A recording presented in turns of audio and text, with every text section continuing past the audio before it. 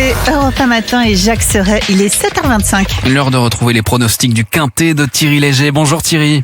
Bonjour Jacques, direction l'hippodrome de Saint-Malo pour ce quintet cet après-midi, la 8e étape du Grand National du Trot, le Tour de France des trotteurs. 14 partants répartis sur 2 poteaux différents de départ, 2950 et 2975 mètres. Et j'ai fait du numéro 6, l'ordre de l'eau, mon favori. C'est à l'évidence le plus doué du lot. Il est remarquablement bien engagé et comme sa parfaite condition physique est certaine, il s'annonce avant le coup bien difficile à battre. On lui opposera les numéros 3, Lascaux des Brousses, irrésistible le 4 juillet sur l'hippodrome d'Anguin, et le style de sa victoire obtenue ce jour-là est annonciatrice d'une très grande performance cet après-midi. 12, Yalto d'Ertals, actuellement 3e au classement de ce Grand National du Trot et qui, je le sais, a été préservé en vue de cet objectif, et 4, Heureux de Fleurs, en grande forme actuellement, à l'image de ses compagnons d'entraînement, celles et ceux sous la férule de Séverine Raymond. Enfin les numéros 5, Catchy Quick, 7, Joyce Delto,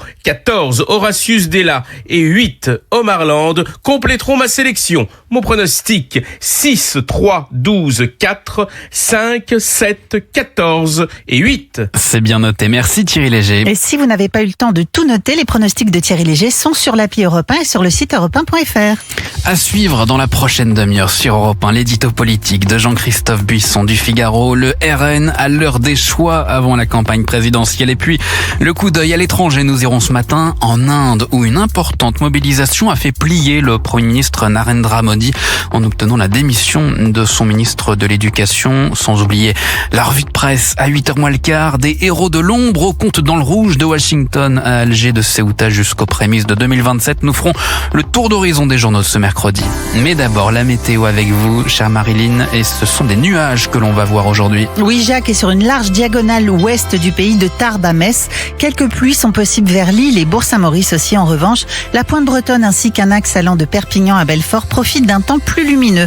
Cet après-midi, le ciel reste souvent chargé sur une grande partie du pays. Des éclaircies persistent dans le sud-ouest, sur la Pointe Bretonne et en Normandie, tandis que le soleil s'impose davantage sur la vallée du Rhône et le littoral méditerranéen. Sur les reliefs du sud, des averses parfois orageuses se développent avec un risque local de grêle, notamment vers Gap et Bourg-Saint-Maurice. D'ailleurs, il y a une vigilance orage en couleur jaune dans 7 départements aujourd'hui: l'Ariège, les Pyrénées-Orientales, les Alpes de Haute-Provence, les Alpes-Maritimes, la Savoie et la Corse. Pour les températures, les minimales, on a 14 à Guéret, 20 à Toulouse et Paris, 21 à Biarritz, 24 à Ajaccio, 25 à Montpellier.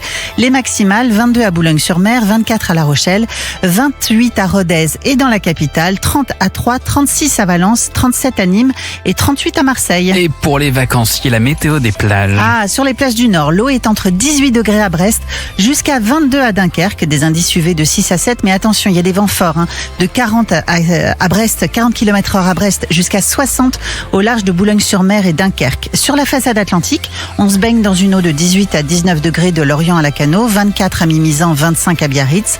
En Méditerranée, l'eau est entre 26 degrés au Canet jusqu'à 29 degrés à Nice, indice UV à 8 sur tout le long de la côte et la Corse. Pour finir, les vents sont faibles, le sud sous les orages et l'eau entre 28 et 29 degrés. Merci Marilyn. Mercredi 5 août, très bon réveil à l'écoute d'Europe 1. Il est 7h30.